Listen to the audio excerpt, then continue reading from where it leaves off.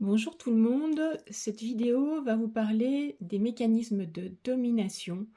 Après avoir vu globalement le parcours en développement personnel dans la première vidéo, nous avons vu ensuite les systèmes de croyances limitants, une autre vidéo sur les besoins non respectés, les émotions de base qui sont les déclencheurs des ressentis, des blessures émotionnelles. On a vu également leurs peurs profondes avec le comportement de protection qui sont là pour éviter d'être confrontés à nouveau à la souffrance. Ça, tout cela nous fait perdre énormément d'énergie, donc on va enclencher des mécanismes de domination pour pouvoir récupérer de l'énergie en fait chez l'autre. Alors, les mécanismes de domination, vous le voyez, il y en a de deux types, agressif et passif. Pour les agressifs, on retrouve l'intimidateur, l'interrogateur, tandis que pour le passif, on va trouver les plaintifs et les indifférents. Donc il devient urgent, comme je vous l'ai expliqué, en fait, dans nos mécanismes de survie, mais qui sont inconscientes évidemment, de récupérer chez l'autre l'énergie que nous avons perdue. Ces mécanismes de domination sont donc activés, donc avec des attitudes agressives ou des attitudes passives. Vous pouvez en fait les retrouver dans le livre qui est romancé, vous connaissez peut-être La prophétie des Antes de James Redfield. Moi, je vous les propose donc répertoriés en deux colonnes, donc les agressifs et les passifs, on va le voir ensuite. Dans un premier temps, on va d'abord bien expliquer en quoi cela consiste et les identifier, les mécanismes. Donc l'être humain, donc je vous le mets toujours, vous le savez, par écrit, comme ça, pour les personnes qui sont visuelles, c'est plus facile, et les auditifs, il suffit de m'écouter pour bien intégrer l'information. Donc l'être humain, il s'est développé dans une ère de plus en plus matérielle dans laquelle nous nous trouvons dans cette société, avec moins de conscience des éléments, moins de conscience de la nature, donc que ce soit l'air, la terre, l'eau, le feu. Et ça nous éloigne de ce qu'on est fondamentalement relié à l'essentiel. L'être humain, en fait, s'éloigne de ça. Donc les interactions qui sont avec son environnement, qui pourraient le ressourcer et qui pourraient leur redonner de l'énergie, il le perd. Et les bienfaits qu'il pourrait lui apporter aussi pour transmuter, pour nettoyer, dans son processus d'évolution, de transformation. Et c'est pourquoi, en fait, il a recherché à reprendre de l'énergie, en fait, autrement. Donc, au bout de tout ce mécanisme qu'on a vu, et là, du coup, la solution est d'utiliser la domination. Donc, je domine l'autre. Donc, je prends donc son énergie. Évidemment, tout ça, c'est pas visible, c'est dans le subtil, mais on peut l'entendre, on peut le voir dans nos comportements, dans ce que l'on verbalise. Et cela est bien la réalité dans nos ressentis de valorisation ou de dévalorisation de nous-mêmes ou de l'autre en face.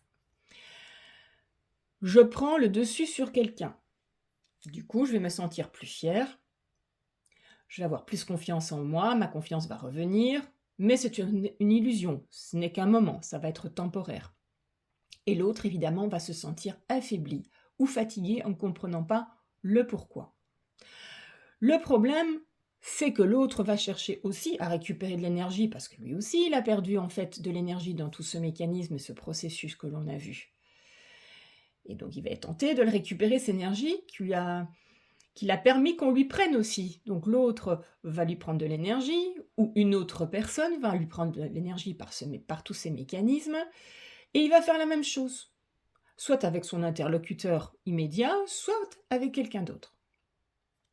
Et c'est de là en fait que naissent tous les conflits. Le stress, l'énervement, les colères, toutes les émotions, les conflits, on va dire au niveau de l'humanité entre les pays, pour ne pas le citer, dans un système de rapport en fait de force. Un rapport de force qui est gagnant-perdant. Et chacun va reprendre l'énergie vitale en fait chez l'autre, mais il va se les récupérer dans un but uniquement pour lui-même. D'accord? Donc en fait, il va falloir se poser une question très importante. Quelle stratégie, moi, ai-je l'habitude d'utiliser pour me sentir plus fort grâce à l'énergie que j'ai récupérée chez l'autre? au travers des mécanismes de domination que l'on va voir.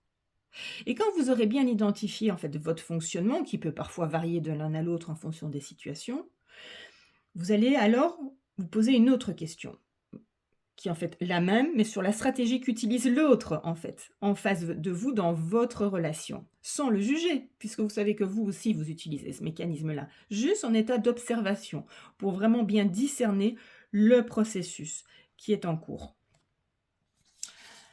Alors, en fait, tout ceci dépend vraiment du besoin de revalorisation. C'est la recherche, de toute manière, de prendre de l'énergie chez l'autre pour se revaloriser. On a d'abord, soit pour les systèmes agressifs, une tentative de dévaloriser l'autre. Se donner l'illusion d'avoir le pouvoir sur l'autre. Ou bien se donner l'illusion d'être fort, tout-puissant, dans la force de manipulation. Et donc on va trouver la thématique agressive avec les intimidateurs, qui ont tendance à être égocentriques, dominateurs, coléreux, menaçants. Ils peuvent devenir furieux et violents. Ils ne savent même pas écouter l'autre et ils maintiennent vraiment l'autre sous pression. Pour l'intimidateur, le comportement qu'il a vis-à-vis de l'extérieur, c'est il nie l'existence de l'autre complètement. Il refuse de l'écouter totalement. Et il réussit en fait par tous les moyens, quoi qu'il en coûte, à faire ce qu'il a prévu de faire pour récupérer son énergie. Avec de l'arrogance, c'est moi d'abord. Il pousse les autres pour être le premier. Domination, complètement. C'est lui qui a la forme la plus visible. Et il veut toujours avoir le dessus. Il a forcément des grandes colères, de la fureur, de la rage et même de la violence physique et verbale des fois. Son effet sur autrui. Donc, qu'est-ce que l'autre va en fait ressentir quand il est en face de quelqu'un qui est intimidateur? L'autre en face va avoir peur, il va être terrorisé, va être figé. Mais ça peut enclencher également de la colère, forcément, avec un sentiment d'être coupé dans notre mouvement. Il va être coupé de son action, de son élan de vie. Et en fait, il a soif finalement de vengeance parce qu'il a envie de récupérer l'énergie qui nous a été prise immédiatement par cet intimidateur. Parce qu'il a un sentiment d'être nié, voire même d'être humilié. Le deuxième mécanisme agressif est l'interrogateur.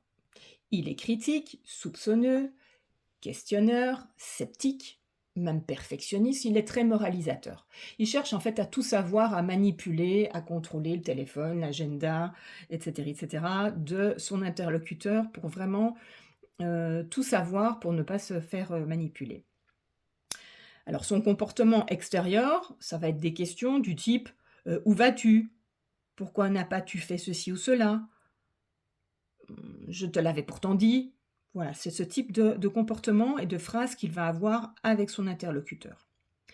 Les personnes qui sont en face d'un interrogateur, donc c'est son effet sur les autres, ces personnes-là vont ressentir une impression d'être surveillées, un sentiment d'être nié, une sensation qu'on lui fait du tort, qu'on est toujours sur lui, qu'on l'étouffe, qu'on l'enferme, comme s'il y avait un espace de territoire qui était restreint. Alors, quant aux mécanismes de domination passifs, ce sont plutôt des tentatives de se revaloriser, de se donner l'illusion d'être reconnu en attirant l'attention de l'autre pour être plein, ou de se donner l'illusion de ne pas avoir été touché. Pour les plaintifs, ils sont plutôt accommodants, vulnérables. Ils se laissent utiliser, ils soupirent beaucoup, ils pleurent assez facilement. Ils réclament de l'aide. Ils veulent résoudre souvent en fait les problèmes des autres. Leur comportement en fait vis-à-vis de l'extérieur, ils seront, ils vont plutôt dire je suis fatigué, je suis sans énergie, bon après je suis comme ça, je peux pas me changer. C'est des types de phrases qu'ils vont souvent utiliser. Ils vont dire aussi je fais mon maximum, je fais du mieux que je peux, je suis très bien, tout va bien.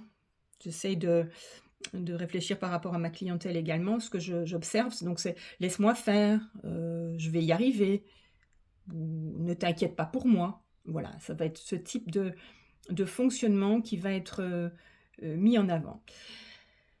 Et évidemment, en face, des personnes qui sont confrontées à, ce type de personne qui est plaintive, va se sentir coupable de ne pas aller l'aider, coupable de: «Qu'est-ce que j'ai pu faire?»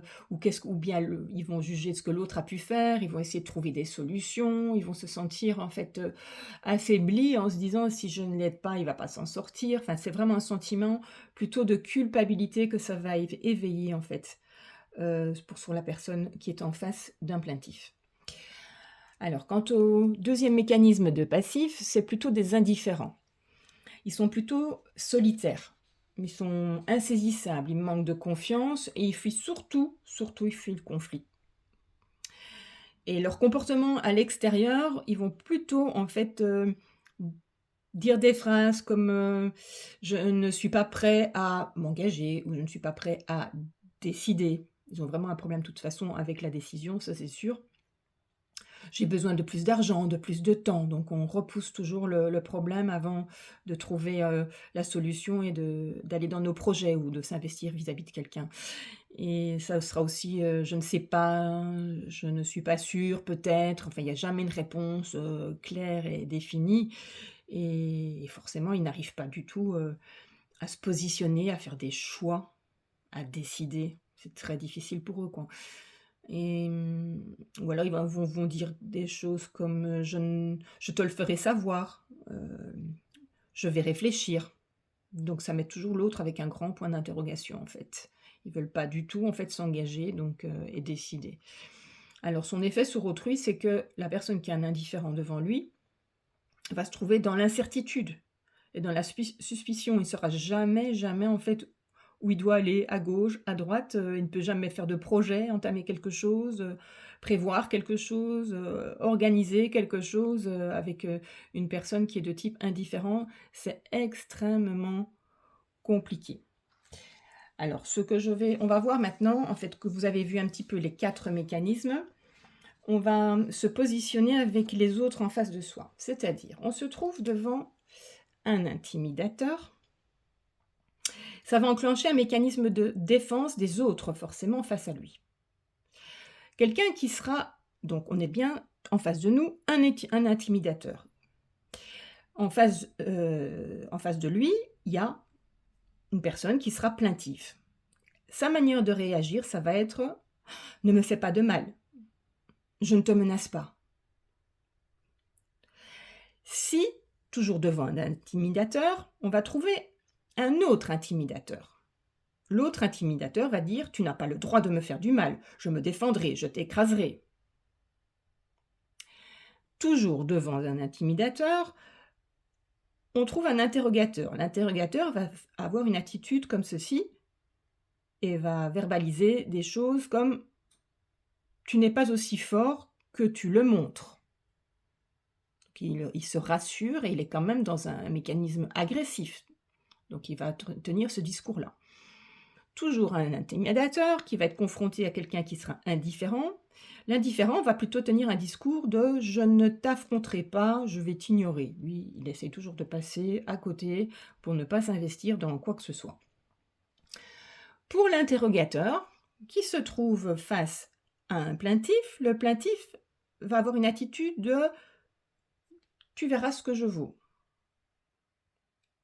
Parce il se sent moyennement agressé, mais moins qu'avec l'intimidateur, donc il va quand même essayer de prouver quelque chose qui, dans l'inconscient, il sait très bien qu'il ne va pas y arriver puisqu'il va vouloir rester dans son mécanisme plaintif. Toujours l'interrogateur qui est devant nous, face à un intimidateur. L'intimidateur va avoir un discours comme ceci: «Tu veux me manipuler? Tu vas voir, je ne me laisserai pas faire».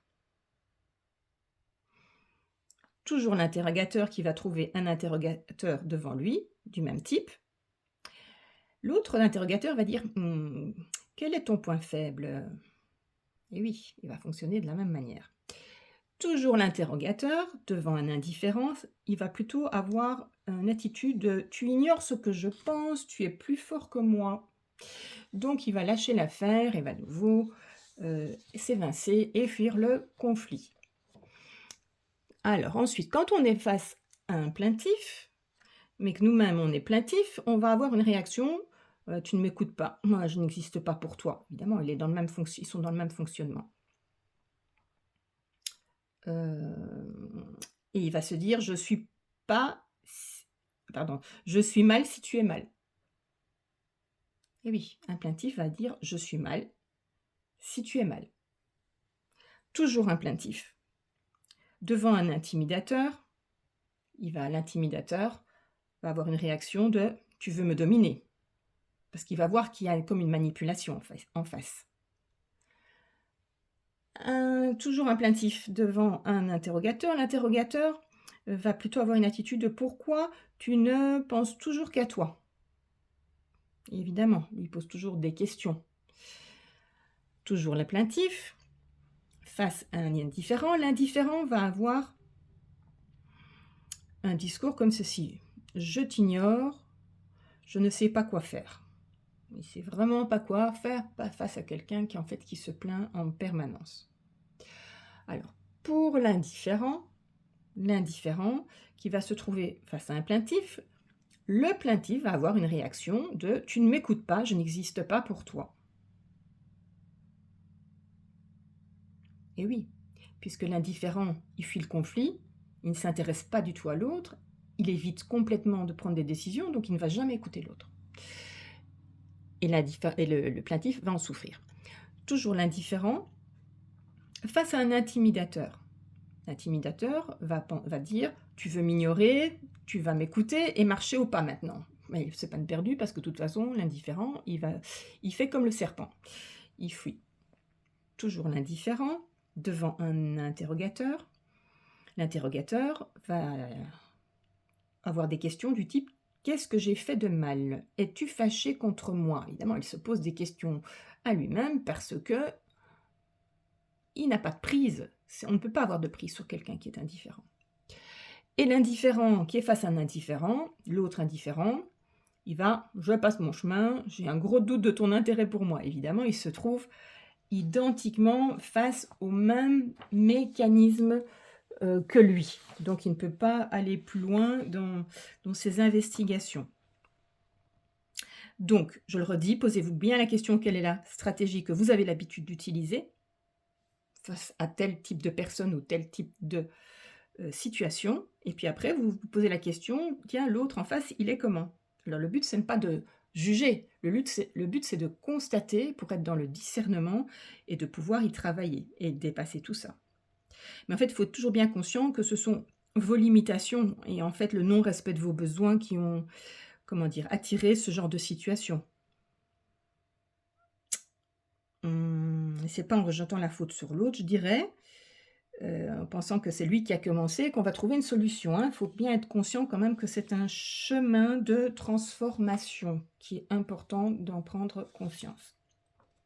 Évidemment, tout ceci, c'est bien de l'identifier pour se responsabiliser et arrêter de dire: «OK, c'est la faute de l'autre». Non, changeons nous-mêmes notre fonctionnement et pour pouvoir améliorer nos vies. Évidemment, ce sont des mécanismes que vous retrouvez à nouveau dans les lignées familiales au niveau du transgénérationnel, dans le karmique que l'on récupère de vies antérieures qu'on n'a pas réglé, surréglé et qu'on réactive au travers du transgénérationnel, on le réactive au sein de nos expériences de vie. Et ça crée forcément des émotions et un vide d'énergie, on l'a bien vu, qui sera en lien avec des dépendances, parce que finalement on est dépendant du mécanisme de l'autre en permanence, hein, et des systèmes de fidélité.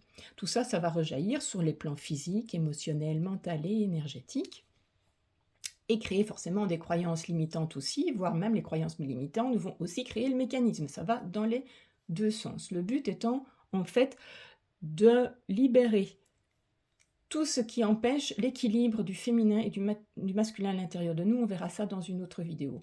C'est important de travailler tout ça, de l'extirper au cœur des mémoires cellulaires. Bien sûr, c'est bien de le comprendre, c'est pour cela que je fais les vidéos, pour vous y amener à faire des prises de conscience et ouvrir en fait votre discernement, à voir votre fonctionnement et le pourquoi, mais le but, c'est quand même d'enlever les mémoires cellulaires. Vous pouvez soit toujours 2 solutions que je propose, vous procurer les planches thérapeutiques, les planches vibratoires qui vont vous permettre déjà de libérer les mémoires, cellulaires seules à la maison. Elles correspondent chacune, aux blessures. Vous pourrez regarder des vidéos pour, vous rendre compte comment les utiliser et à quoi elles correspondent. Et à la fois, si vous voulez aller plus loin, moi je vous propose des soins, des séances énergétiques et quantiques pour vous libérer tout le processus au niveau des mémoires cellulaires pour aller vraiment profondément à libérer tout le mécanisme. C'est hyper important. Il n'y a qu'une seule chose qui compte et pour laquelle on s'est incarné au-delà de l'aspect humain et des expériences de vie, c'est d'être bien, de retrouver nos potentiels. Pour les retrouver, il faut se libérer des conditionnements qu'on a engrangés dans nos cellules. Et bien voilà, donc je vous souhaite des belles prises de conscience à nouveau, des belles transformations. Je vous invite en dessous de la vidéo à me contacter si vous le souhaitez. Vous avez mes coordonnées et pour les planches vibratoires, vous pouvez les trouver dans l'e-boutique. Et on se revoit tout bientôt pour une autre vidéo. Une bonne journée.